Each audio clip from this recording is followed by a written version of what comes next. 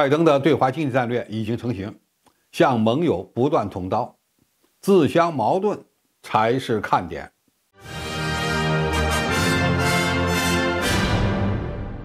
观众朋友，大家好，我是付天少。在中美竞争关系的大棋局下，最重要的还不是军事科技的竞争，而是两国的经济战略竞争。在经历了特朗普时期的对华贸易战之后，拜登又在科技方面继续对中国进行打压，与此同时又强调要避免与中国脱钩。直到最近，白宫才发布了一个相对比较完整的对华经济战略。经过多年磨合之后，美国商务部长纳雷蒙多阐述了拜登政府对华经济战略的4个组成部分。其一是投资于国内竞争力、创新和人才；其二，加强对美国工业、企业和国家安全威胁的防御；第三，与盟友和合作伙伴结盟，塑造中国周边环境；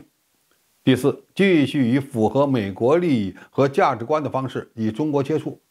如果我们要总结这4条战略的话，其实呢，可以用一句话概括，那就是苦练内功，加强安全防御，利用盟友，以美国利益为基础与中国打交道。而且拜登政府似乎在这4条路线上都采取了重大步骤。首先，他通过2党基础设施法案、美国2022年芯片和科学法案以及通胀削减法案，赢得了国会对约2万亿美元国内投资的批准。关于第2部分，美国政府一直在对中国实施全面的半导体出口管制。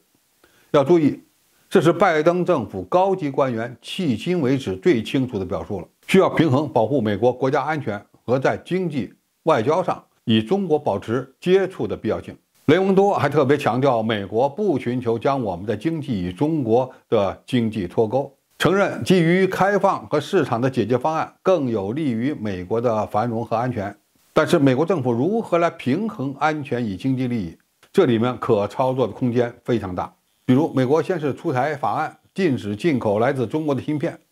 但是到了操作层面，就发现美国企业受不了了，马上就进行了修改。原来挣钱还是第一位的。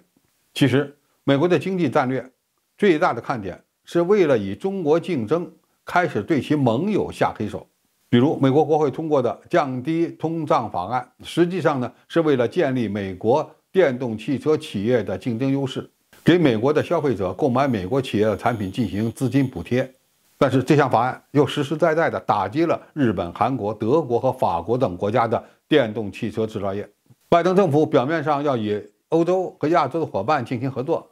实际上呢却在对他们下黑手。一位韩国官员甚至称，拜登的补贴法案是背叛，就像被人从背后捅了一刀。这对于说服盟友追随美国、加剧与中国的竞争而言，完全就是个背道而驰的举措。也就是说，美国的经济战略之中，贸易保护主义和利用盟友与中国展开竞争之间有着不可调和的矛盾。基于美国的利益与中国打交道，塑造遏制中国的周边环境，也需要牺牲盟友的利益。比如美国要求荷兰禁止向中国出口光刻机，而这一政策从本质上阻碍了荷兰的经济发展，显得极为自私和霸道。另外呢，美国一边压制中国的高科技产业的进步，一边又期望与中国保持友好的竞争关系，这本身也是不可能的。美国的压制从实际效果上看，正在促进中国在技术上的自给自足，这又等于白宫在逼着中国与美国脱钩。拜登政府的中国经济战略还有一个巨大的漏洞，那就是缺乏可信的贸易政策。白宫推动美国优先的经济规划和贸易政策，但是呢，又不愿意开放其国内市场，不积极参加自由贸易区。而中国呢，正在与美国的盟友们处于同一个自贸区内。中国甚至还申请加入过去曾经由美国主导过的 CPTPP。